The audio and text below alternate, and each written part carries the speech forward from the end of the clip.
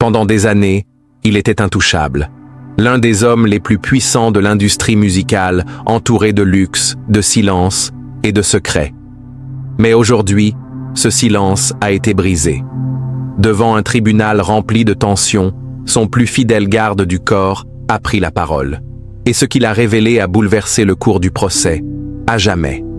Dans cette vidéo, découvrez le témoignage explosif de Gene Deal, les preuves accablantes et l'effondrement d'un empire bâti sur la peur et le contrôle. Vous pensiez tout savoir? Ce n'est que le début. La salle d'audience était plongée dans un silence absolu. Tous les regards étaient braqués sur Gene Deal, l'ancien chef de la sécurité de Diddy pendant plus de 15 ans. Pointant son ancien patron du doigt, il lâcha une phrase qui allait tout bouleverser. « Je l'ai vu faire. Tout. Et j'ai les preuves. » En un instant, l'assurance de Diddy s'évapora. Son visage se figea, ses avocats se penchèrent vers lui, murmurant avec agitation. Du côté de l'accusation, des sourires discrets commencèrent à apparaître. C'était le moment qu'ils attendaient. Si vous découvrez notre chaîne, pensez à vous abonner pour suivre de près les grands procès comme celui-ci. Ici, on vous dévoile ce que les gros titres ne montrent pas. Personne n'aurait imaginé que l'homme chargé de protéger Diddy devienne son pire accusateur. L'ambiance dans la pièce était électrique lorsque Gene Deal monta à la barre. Imposant, intimidant même, il avait longtemps été l'ombre menaçante derrière la célébrité. Mais lorsqu'il commença à parler, révélant des secrets enfouis depuis près de 20 ans, l'atmosphère changea. Des murmures incrédules résonnèrent. Même le juge sembla figé. Il n'y avait eu aucun préambule, aucune alerte.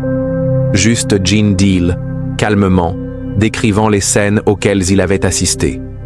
Jusqu'à cet instant, Diddy s'était montré détendu, souvent souriant, échangeant à voix basse avec ses avocats.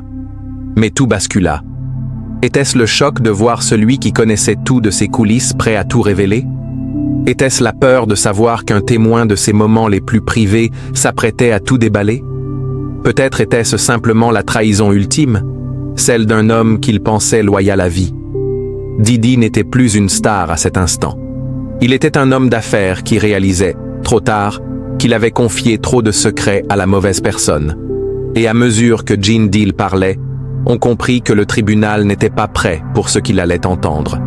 Car ce que l'ancien garde du corps s'apprêtait à dévoiler allait bien au-delà des simples rumeurs.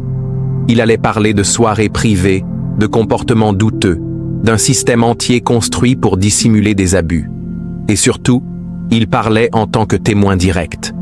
Un homme payé pour enterrer la vérité et qui décidait enfin de la révéler. Ce jour-là avait commencé comme les autres. Les journalistes échangeaient des murmures, les avocats ajustaient leurs dossiers et la salle bruissait de conversations discrètes, jusqu'à ce que le nom de Gene Deal soit prononcé. Un silence de plomb s'abattit. Certains crurent à une erreur, d'autres à une mise en scène. Mais en voyant Gene marcher d'un pas assuré jusqu'à la barre, chacun comprit. Ce n'était pas un coup de théâtre. C'était réel. Le juge le scruta, intrigué. Diddy, jusque-là détendu, se redressa d'un coup. Son teint se vida de toutes couleurs. Ses mains, jusque-là occupées à prendre des notes, s'arrêtèrent net. Gene Deal s'installa sans regarder personne, pas même Diddy, qui l'ignora totalement. Puis, il déclara « Je suis ici pour dire la vérité sur ce que j'ai vu. Cela fait trop longtemps que je porte ces secrets. » Le juge l'autorisa à poursuivre. À cet instant, le procès changea de cap, car ce que Gene allait révéler n'avait jamais filtré dans les médias. Il s'agissait d'informations protégées depuis des années, par un cercle restreint et bien rémunéré. L'avocat de Diddy tenta immédiatement de bloquer le témoignage, brandissant les accords de confidentialité signés par Deal. Mais l'accusation répliqua avec calme « Un NDA ne couvre pas des actes criminels. » Le juge donna son feu vert. Plus un mot ne fut prononcé.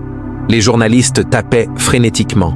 Même l'artiste de la cour cessa de dessiner pour écouter. Dans la salle, les proches de Diddy échangèrent des regards inquiets, tandis que le parquet, lui, retrouvait confiance. Gene ajusta sa cravate.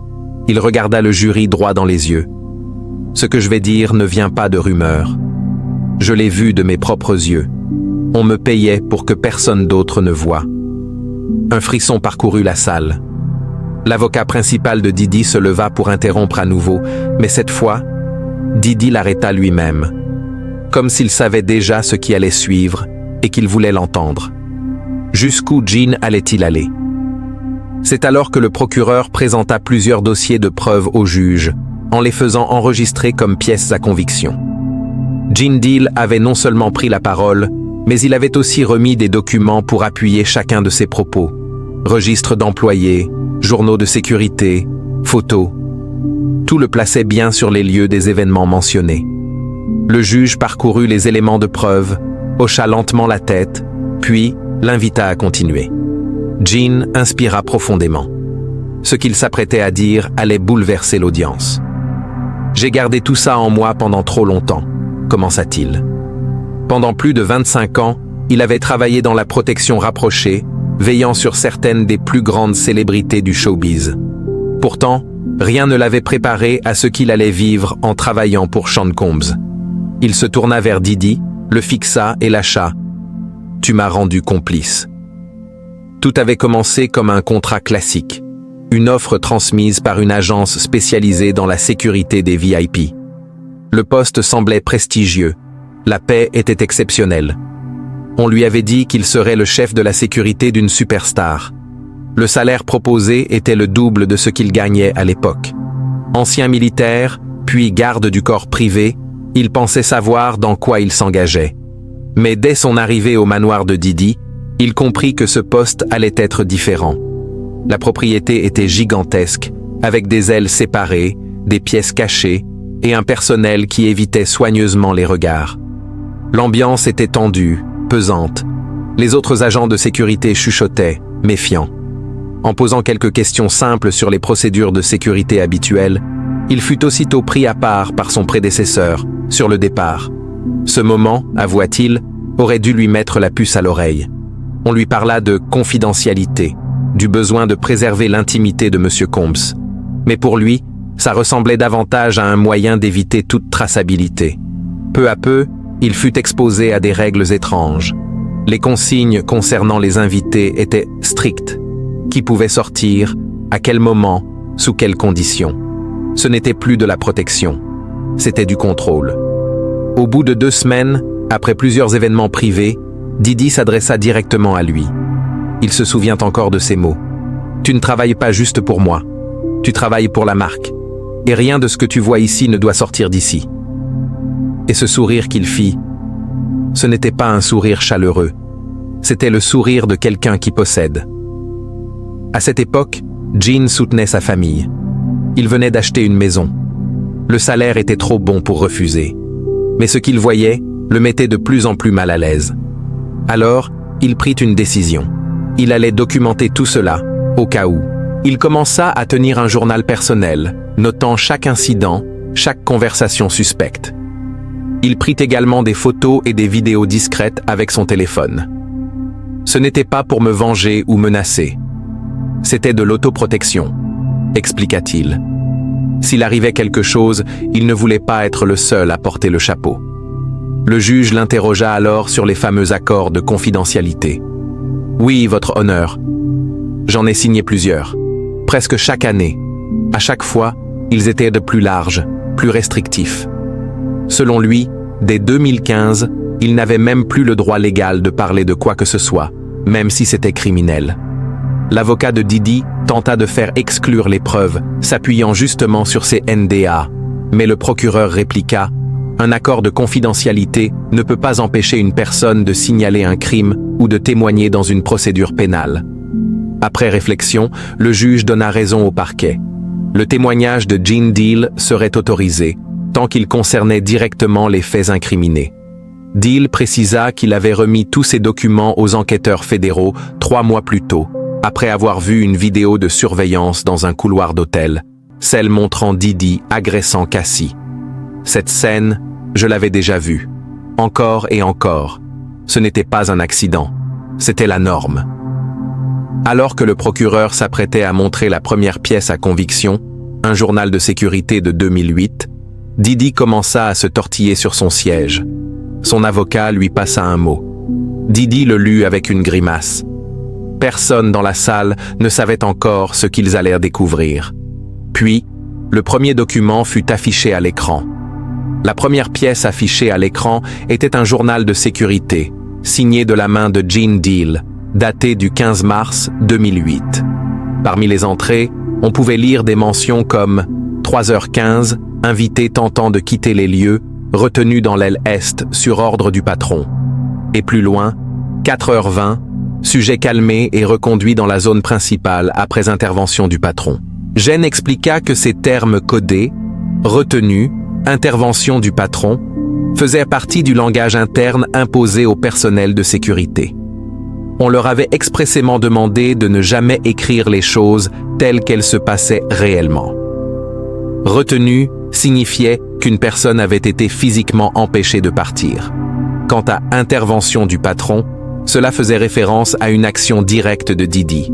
Intimidation, menace, voire agression. Tout ce qu'il fallait pour que la personne se soumette. Le procureur montra ensuite un autre journal, daté de 2010. Cette fois, Gene reconnut sa propre écriture dans les marges, où il avait noté « Troisième fois ce mois-ci. Même schéma. Faut qu'on parle des consignes avec l'équipe. » À ce moment-là, Deal comprit que leur rôle allait bien au-delà de la sécurité traditionnelle. « On n'était pas là pour le protéger des dangers extérieurs, » dit-il. « On était là pour le protéger des conséquences de ses propres actes. » Le procureur lui demanda ce qu'il voulait dire exactement par le terme « exécuteur ». Gene raconta alors les procédures internes. On devait confisquer les téléphones à l'entrée de tous les événements privés. Les invités, souvent des jeunes femmes personnellement choisies par Didi, se voyaient parfois servir à boire ou à manger, sans savoir que les substances qu'ils consommaient étaient altérées. Si l'une d'elles tentait de partir trop tôt, l'ordre était clair, les empêcher de sortir, par la force s'il le fallait. Et si quelqu'un menaçait de parler, c'était à eux d'intervenir et de faire taire. Il décrivit ensuite ces événements spéciaux organisés dans les résidences de Didi, à Miami, à Los Angeles, à New York. Il ne s'agissait pas de simples fêtes. C'étaient des scénarios soigneusement orchestrés où des jeunes femmes, souvent nouvelles dans l'industrie, se retrouvaient isolées, sous influence, puis poussées dans des situations qu'elles n'avaient jamais acceptées. Le procureur montra une série de photos prises en secret par Deal lui-même. On y voyait des membres de la sécurité bloquant des portes, confisquant des téléphones. Et sur l'une d'elles, particulièrement choquante, un garde transportait ce qui semblait être une jeune femme inconsciente dans un couloir. Cette image venait d'une soirée à Miami, en 2012. Deal raconta que la femme avait tenté de partir lorsqu'elle avait compris la nature réelle de l'événement. On lui avait servi un verre, préparé par un des assistants de Didi. En moins de 30 minutes, elle ne tenait plus debout. On m'a ordonné de la conduire dans une pièce privée. Didi devait lui parler plus tard. Le témoignage devint encore plus sombre. Gene exposa un système méthodique, une organisation bien rodée où chacun avait son rôle. Des recruteurs chargés de repérer les jeunes femmes à inviter, des accompagnateurs qui restaient à leur côté durant toute la soirée, des nettoyeurs qui intervenaient après pour effacer toute trace, et des fixeurs pour gérer les menaces ou les fuites potentielles après coup. J'étais une pièce dans l'infrastructure qui permettait tout ça, admit-il. Son équipe contrôlait qui entrait, qui sortait, qui avait accès à un téléphone ou à quoi que ce soit pouvant enregistrer. On créait un environnement fermé où Didi pouvait faire tout ce qu'il voulait, sans jamais craindre d'être exposé. Mais ce qui mit un coup fatal à la défense fut une vidéo, secrètement enregistrée par Deal en 2015. Sur les images, une fête. Une femme tente de quitter les lieux. Didi l'arrête brutalement et lui lance « Tu ne pars que quand moi je le décide. » Tu sais ce qu'il arrive aux gens qui me défient? Ils disparaissent. Ces mots glaçants résonnaient encore dans la salle d'audience, extrait d'une vidéo présentée par le procureur. Le visage de la femme, flouté à l'écran, ruisselait de larmes. Elle suppliait « Je veux juste rentrer chez moi ». Didi, furieux, l'attrapa brutalement par le bras et ordonna à quelqu'un hors champ de lui prendre son téléphone et de s'assurer qu'elle comprenne bien la situation. Gene Deal, témoin clé, expliqua J'ai filmé ça parce que je savais qu'un jour, quelqu'un aurait besoin de connaître la vérité. Ce n'était pas un cas isolé. C'était la routine. Presque chaque mois, pendant 15 ans. À mesure que les preuves étaient dévoilées, un schéma clair émergeait. Intimidation, coercition, abus, sur une période de plus d'une décennie. Les journaux de sécurité, les photos et les vidéos ne faisaient pas que soutenir les témoignages précédents. Ils les confirmaient de l'intérieur, venant de quelqu'un qui avait fait partie du système. Didi, de plus en plus agité, griffonnait frénétiquement des notes qu'il faisait passer à ses avocats. À plusieurs reprises, il secoua la tête et marmonna « C'est faux », suffisamment fort pour que les premiers rangs l'entendent. Le procureur demanda alors à Jindal pourquoi il avait choisi de parler maintenant, après tant d'années de silence. Dil regarda Didi droit dans les yeux. Quand j'ai vu la vidéo de l'hôtel montrant l'agression contre Cassie, j'ai reconnu immédiatement ce comportement. Je l'avais vu des dizaines de fois. Mais le voir en vidéo, diffusé publiquement, c'est là que j'ai compris. Je ne pouvais plus me taire. Il admit s'être menti à lui-même pendant des années, se disant qu'il ne faisait que son travail. Mais au fond, il savait qu'il cautionnait l'abus. Et il ne pouvait plus vivre avec ça. Au fil de son témoignage, Dil connecta des dates, des lieux et des faits déjà évoqués par d'autres témoins. Peu à peu, le masque de Didi se fissura. Son visage devint rouge, il desserra sa cravate et chuchota avec insistance à ses avocats. Tout le monde regardait désormais un homme qui, tout au long du procès, s'était présenté comme victime de calomnie, confronté à des preuves solides, venues de l'un de ses plus anciens protecteurs.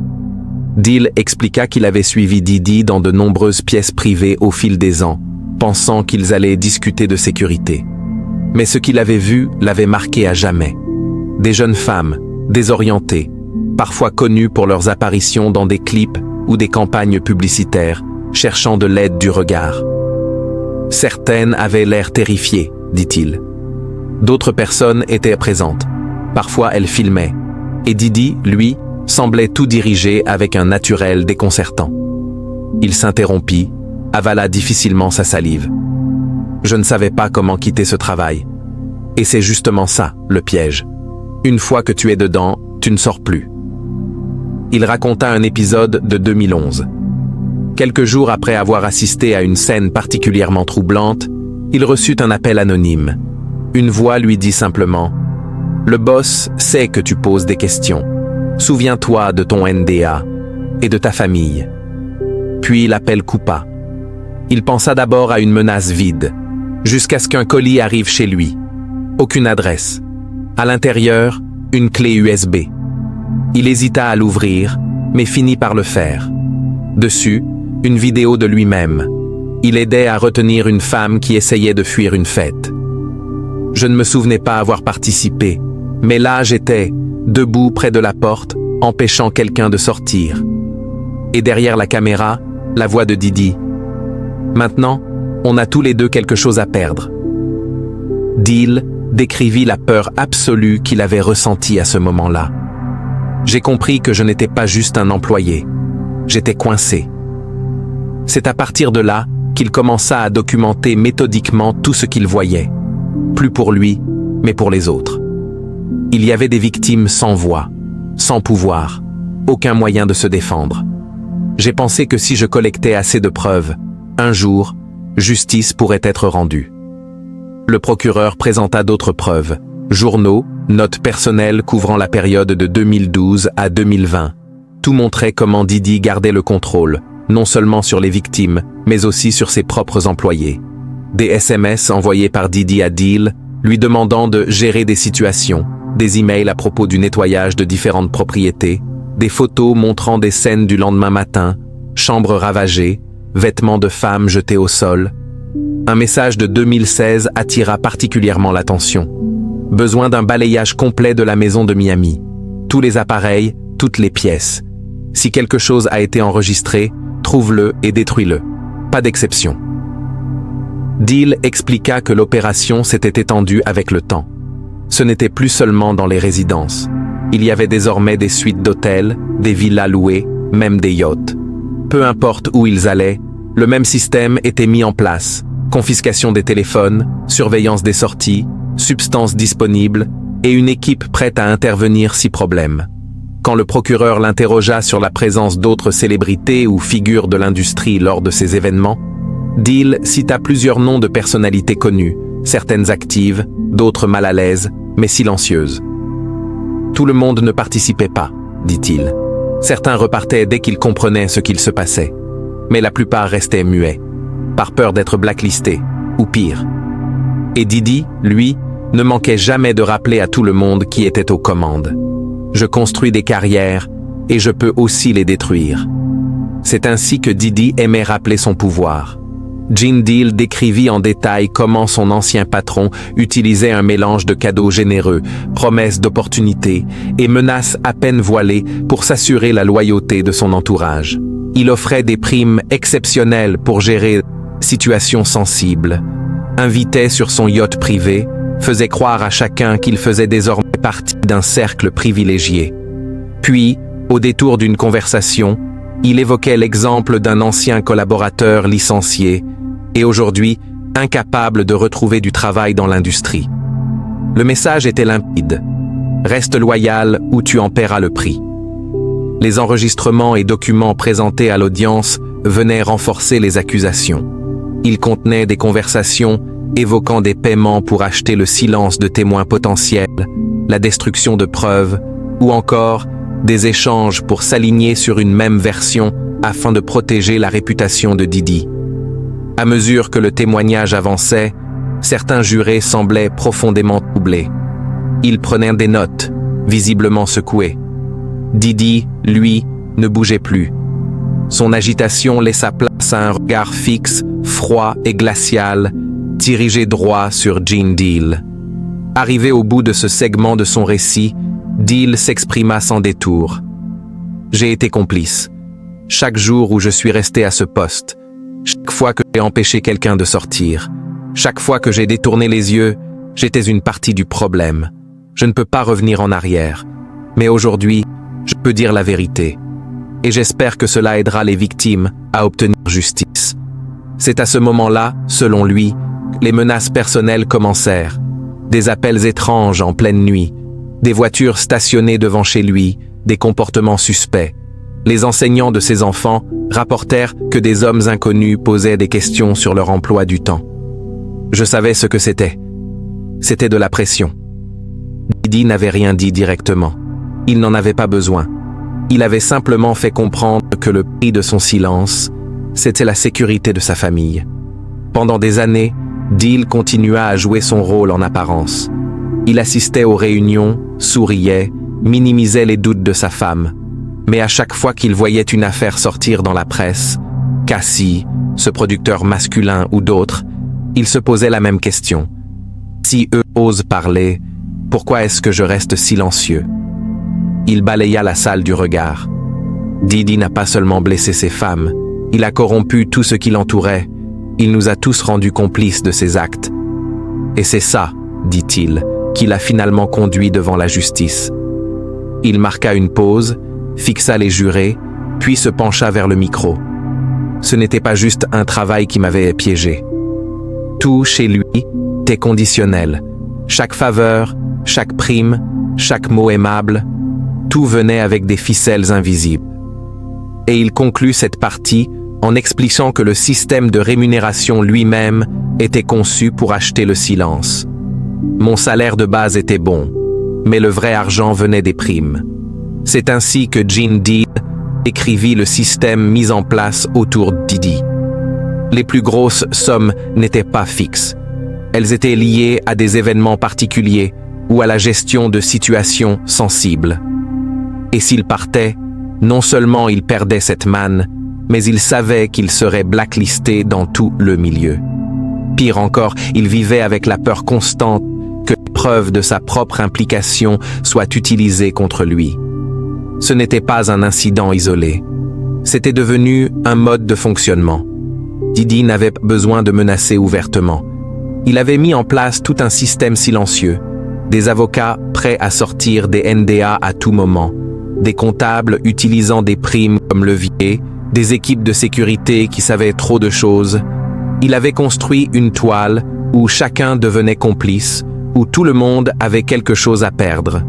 Le procureur lui demanda alors de revenir sur un événement marquant en 2018 où il avait sérieusement envisagé de démissionner. Qu'est-ce qui avait provoqué ce déclic? Deal raconta cette nuit-là. Une jeune femme avait été tellement droguée qu'elle avait cessé de respirer. Un médecin privé fut appelé en urgence. Pas d'hôpital, pas de rapport officiel. Elle fut réanimée, puis renvoyée chez elle le lendemain avec un sac contenant 25 000 $ en liquide et un nouveau contrat de confidentialité. Deal dit avoir alors dit à Didi « Je ne peux plus faire ça ». La réponse de Didi fut glaçante. Il l'emmena dans son bureau, ouvrit un dossier contenant ses informations personnelles, le prêt immobilier de sa maison, les comptes d'épargne de ses enfants, des photos de sa famille. Puis il lui lança « C'est ça que tu abandonnes. C'est ça que tu mets en jeu. Tu es sûr ?» Le procureur fit ensuite écouter un enregistrement de 2019 où l'on entendait Didi dire « Tu en sais trop pour quitter cette famille, John. Soit tu es avec moi jusqu'au bout, soit tu es contre moi. Il n'y a pas de juste milieu, et tu ne veux pas être contre moi. » À mesure que les rumeurs d'enquête circulaient, l'organisation devint plus discrète. Ils passèrent à des propriétés plus éloignées, mirent en place des procédures de sécurité plus strictes, cloisonnèrent davantage les équipes pour que personne ne voie l'ensemble.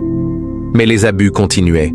Deal expliqua qu'il avait tout vu de l'intérieur pendant que les premières plaintes publiques contre Didi commençaient à émerger, notamment celle de Cassie.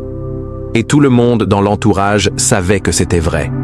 On leur avait dit de tout nier, de la décrédibiliser, de faire croire qu'elle n'agissait que pour l'argent. Le procureur demanda « Qu'est-ce qui vous a poussé à remettre vos preuves aux autorités fédérales ?»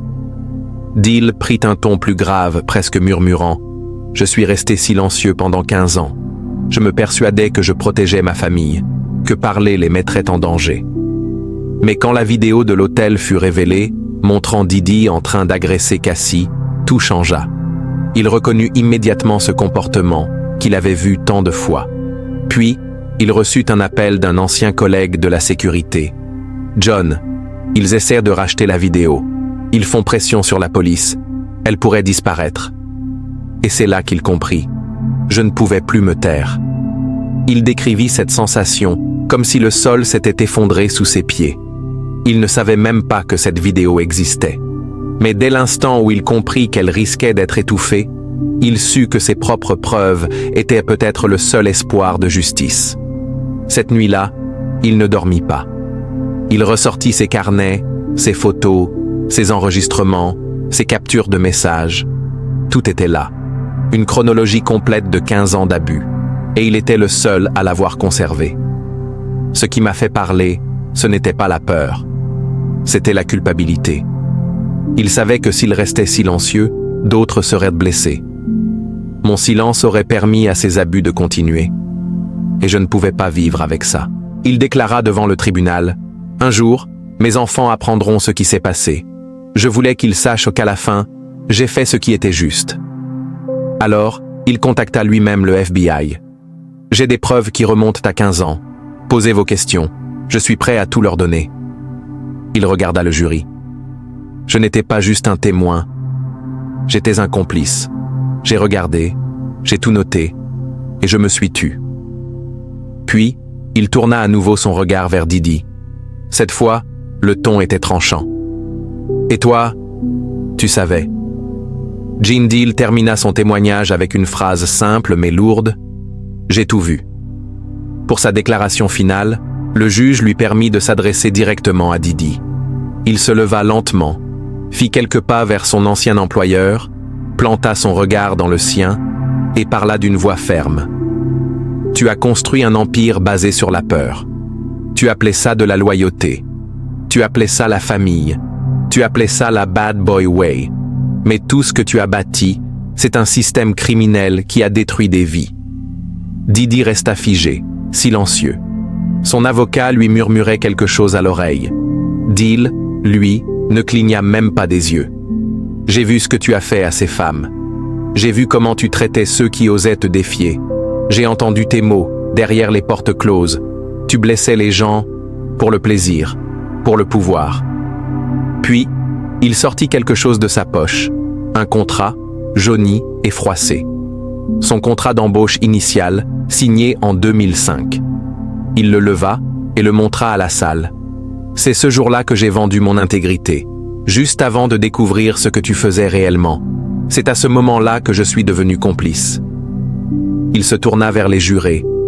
Si vous croyez que cette affaire parle juste de fêtes, de célébrités ou de style de vie, alors vous passez à côté de l'essentiel. C'est l'histoire d'hommes puissants qui ont créé des systèmes pour exploiter les plus vulnérables. Et si on ne les tient pas responsables, ça continuera. Il fit face à Didi une dernière fois. Tu m'as un jour dit que la loyauté était la seule monnaie qui compte. Eh bien, la vérité compte encore plus. Il retourna à la barre, ramassa ses notes et attendit que le juge le remercie. Pendant ce temps, Didi était resté figé, livide, crispé, les doigts cramponnés au rebord de la table. Pour la première fois depuis le début du procès, il se retrouvait face à un homme qu'il ne pouvait ni intimider, ni acheter, ni réduire au silence. Le procureur posa alors une ultime question. « Monsieur Deal, au vu de tout ce que vous avez révélé, pensez-vous que Sean Combs représente toujours un danger pour les autres ?» Deal répondit sans hésiter. « Tant qu'il a de l'argent et de l'influence, oui. Le système qu'il a construit existe toujours.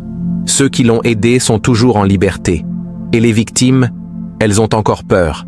La seule chose qui a changé, c'est qu'aujourd'hui, on a enfin des preuves. » À ce moment, Gene Deal fut autorisé à quitter la barre.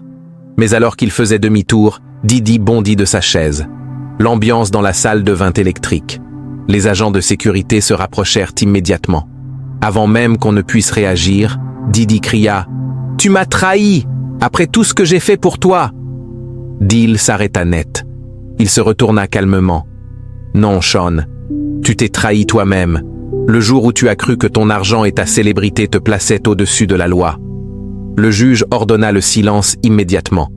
Les avocats et les agents de sécurité durent maîtriser Didi, qui se débattait, furieux, continuant à hurler des accusations de mensonges et de trahison. La salle entière fut secouée. La figure autrefois inébranlable du magnate de la musique s'effondra, en plein tribunal, sous les yeux de tous. Le juge annonça une pause. Et Didi fut escorté hors de la salle par son équipe, le visage déformé par la rage et la peur. Ce fut la dernière image avant que les portes ne se referment, celle d'un homme qui avait tout contrôlé pendant des décennies, désormais impuissant. Dehors, une foule s'était rassemblée, attirée par les échos du témoignage. Lorsque Gene Deal apparut sur les marches du tribunal, un silence solennel se fit avant que des questions ne fusent de tous côtés. Il leva la main. « Je n'ai rien à ajouter à ce que j'ai dit aujourd'hui. Ce n'est pas à propos de moi. C'est à propos des victimes et de justice. » Puis il se dirigea vers une voiture banalisée, escortée par des marshals fédéraux. Un journaliste lança « Avez-vous peur de représailles ?» Deal s'arrêta juste avant d'entrer. « J'ai eu peur pendant 15 ans. Aujourd'hui, c'est la première fois que je n'ai plus peur. » Il monta dans la voiture et disparut. À cet instant, Gene Deal n'avait pas l'air d'un homme qui venait de gagner quoi que ce soit. Il ressemblait à quelqu'un qui venait enfin de se libérer du poids d'une complicité morale qu'il portait depuis trop longtemps. La salle d'audience, elle, restait marquée par la scène. Même le juge semblait ébranlé. Et certains membres du jury essuyaient des larmes. Après avoir été escorté hors de la salle d'audience, Didi aurait poursuivi sa crise de nerfs dans une salle de conférence privée jusqu'à ce qu'un médecin soit appelé pour le sédater. Gene Deal, lui, n'accorda aucune interview à la sortie. Pas de triomphe, pas de mise en scène. Il sortit par l'entrée principale du tribunal, tête haute, mais les épaules alourdies par 15 années de silence et de traumatismes accumulés. Plus tard, lorsqu'un journaliste lui demanda s'il craignait pour sa sécurité, il aurait simplement répondu « La vérité est ma seule protection aujourd'hui. On ne peut pas menacer un homme qui n'a plus rien à cacher. » Mais à l'extérieur du tribunal, le monde ne faisait que commencer à réagir. L'industrie de la sécurité sombra dans une panique feutrée. Les agences de protection rapprochées convoquèrent des réunions d'urgence. Certaines suspendirent leurs contrats avec des clients très médiatisés. d'anciens alliés de Didi publièrent des communiqués creux, exprimant leur choc et prenant leur distance. En coulisses, les cabinets de gestion de crise furent activés.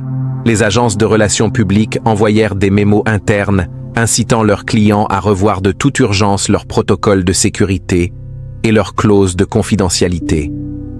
Pendant que certains tentaient de feindre la surprise, l'Internet s'emballait, reliant entre eux des éléments restés longtemps visibles, mais ignorés.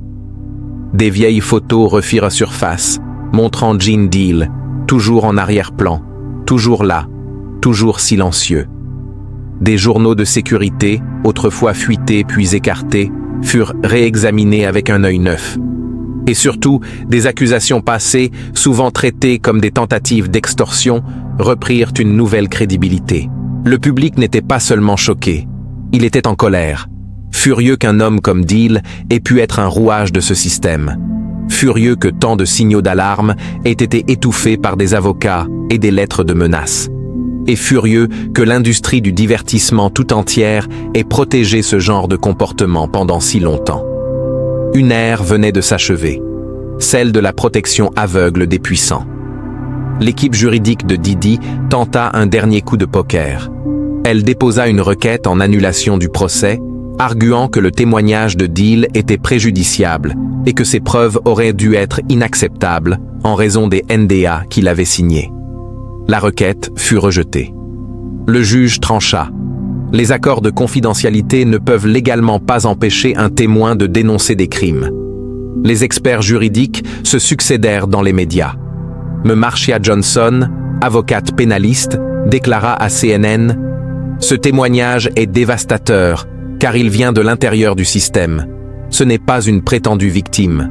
C'est un homme qui était payé pour protéger l'accusé et qui a plutôt choisi de documenter des années d'abus. » Un ancien procureur, Thomas Reynolds, ajouta « Le ministère public ne présente pas simplement des incidents isolés, mais une structure cohérente de criminalité organisée sur plusieurs décennies. Le témoignage de Deal donne à cette structure une ossature concrète. » De retour dans la salle d'audience, à la reprise du procès, Didi n'était plus le même. Fini les costumes flamboyants. Il portait désormais des tenues sobres. Son assurance arrogante avait disparu, remplacée par une vigilance tendue. Dans le public, sa famille s'était raréfiée. Seule sa mère assistait encore régulièrement aux audiences. Le parquet continua de présenter ses preuves, désormais éclairées par le cadre global offert par le témoignage de Deal. D'anciens employés de Didi furent appelés à la barre, souvent sous assignation, pour confirmer certains éléments clés. La stratégie de la défense changea. On ne niera plus tout en bloc. On admit que certains comportements avaient pu être inappropriés, mais jamais criminels. L'avocat de Didi accusa Deal d'avoir des motivations financières, affirmant qu'il avait amassé ses preuves pour faire pression ou se venger. Mais le mal était fait. Le jury avait entendu un homme de l'intérieur, quelqu'un qui avait vu, noté, enregistré, et qui, malgré le coup personnel, avait fini par parler. À l'approche de la conclusion du procès, les retombées dépassaient largement la seule personne de Didi. D'autres célébrités virent leur sécurité mise sous surveillance. Des questions surgirent sur la légalité des NDA couvrant des activités criminelles.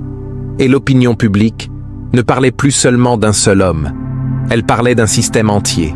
Un système qui, pendant trop longtemps, avait protégé les abuseurs. Puis, après 6 semaines de procès et 4 jours de délibération, le verdict tomba. Le verdict fut sans appel. Coupable sur tous les chefs d'accusation. Réseau criminel, conspiration, traite sexuelle et transport à des fins de prostitution. Le juge fixa la date de la condamnation à 2 mois plus tard, avec à la clé plusieurs décennies potentielles de prison pour les infractions les plus graves.